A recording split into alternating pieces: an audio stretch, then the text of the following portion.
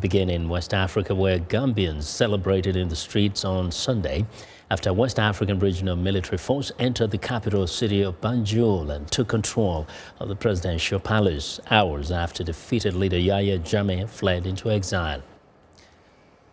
The regional force is expected to clear the way for the return of the country's newly elected President Adama Barrow, who earlier took refuge in nearby Senegal when Jammeh refused to leave office.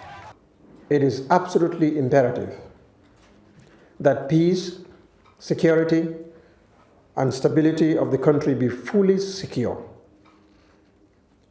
The political and security gridlock imposed upon us after our victory in the elections of 1st December 2016 continues to present formidable challenges at all levels and is of fundamental concern.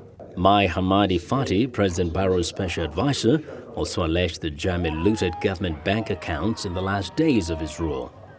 Within the period of 2 weeks alone, nearly $500 million were withdrawn by the former president, the government of the former president. Within 2 weeks, nearly $500 million. That's a lot of money, considering that we spend about $200 million on recurrent expenditure relating to payment of civil service and so forth. Barrow reaffirmed Sunday his plans to establish a Truth and Reconciliation Commission to shed light on widely alleged human rights abuses during Jammeh's rule, which began in 1994 when he seized power in a bloodless coup. Human rights activists have alleged those abuses included arbitrary detentions, torture, and the killings of some opponents. By late Sunday, Jammeh was reported to be in Equatorial Guinea, which is not a member of the regional security grouping that spearheaded the planned intervention. Well, for some perspectives, I'm joined in studio by Gnaka Lagoke. He's a professor of history and an analyst on African issues. Welcome back, Gnaka.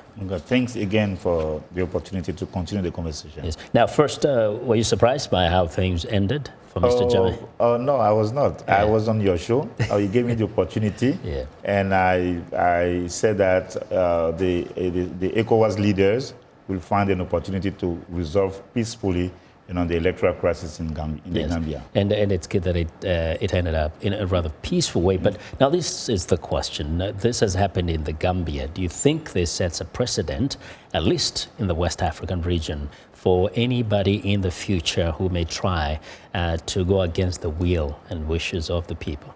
Oh, yes, and it's a good thing. And then I believe that now they did it, then of course they have to continue. If tomorrow, a leader loses the election and does not want, to relinquish power. But quickly, ECOMOG has already was involved in the Liberian Civil War, and they did a pretty good job under the leadership of Nigeria and Ghana. And because, there was some other issues, but, we were happy to see that, and we believe that it's going to go forward. Now, do you think it helps that Gambia is a fairly small country with a very, really small army compared to that of Nigeria and the other West African region or nations? Or was it also the fact that perhaps West African leaders didn't like him anymore? Oh, yeah, maybe. But, I know I have seen, the conversation about Yahya Jammeh, but at least, like I said again, this is the way forward. There is a new Africa that is being born. And then Nigeria, Ghana, and Senegal, individually or respectively, they have the moral authority to do such things because the leaders come to power through peaceful elections, and then therefore they can do that. Yeah, so there's that part, the moral authority, but also having the military might, which Nigeria has. When you combine it with the other countries, it helps a lot. Do you think this is something that could be witnessed in other parts of the continent, like East African region, the Central and Southern African region? Oh, yes. The wind that is blowing on the continent of Africa, the wind of sovereignty, the wind of freedom, the wind of justice, that started in the western part of Africa, surely is going to touch different parts of Africa, Central, where there are many other leaders who do not want to leave power, just to mention Biya in Cameroon, yeah. And then the Bongo family, and then in the Congo-Brazzaville, even in Congo-Kinshasa, And I think that it's sending like a strong message that African wants to take into their hands, their own affairs.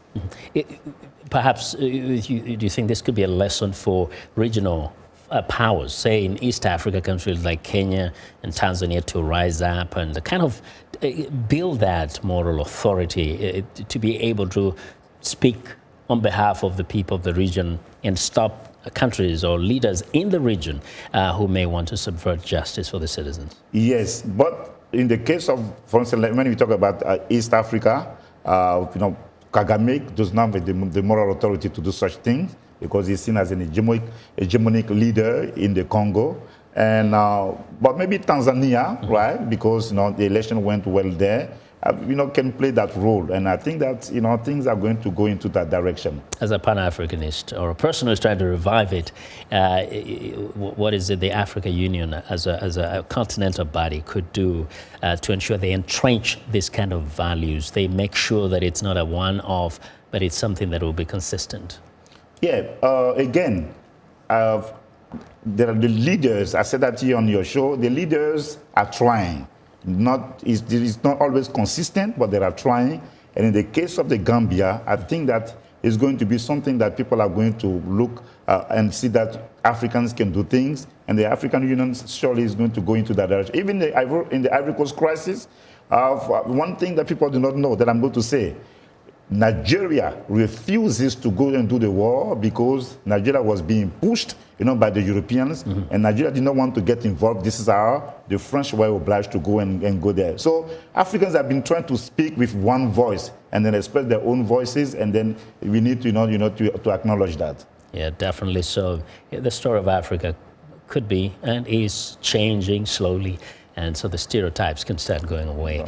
Gnaka, as always, thank you very much for coming and sharing your perspective. Thank you, Vincent. Thanks for the opportunity. All right. Thank you very much. Gnaka Lagoke is a professor of history and also an analyst on African issues.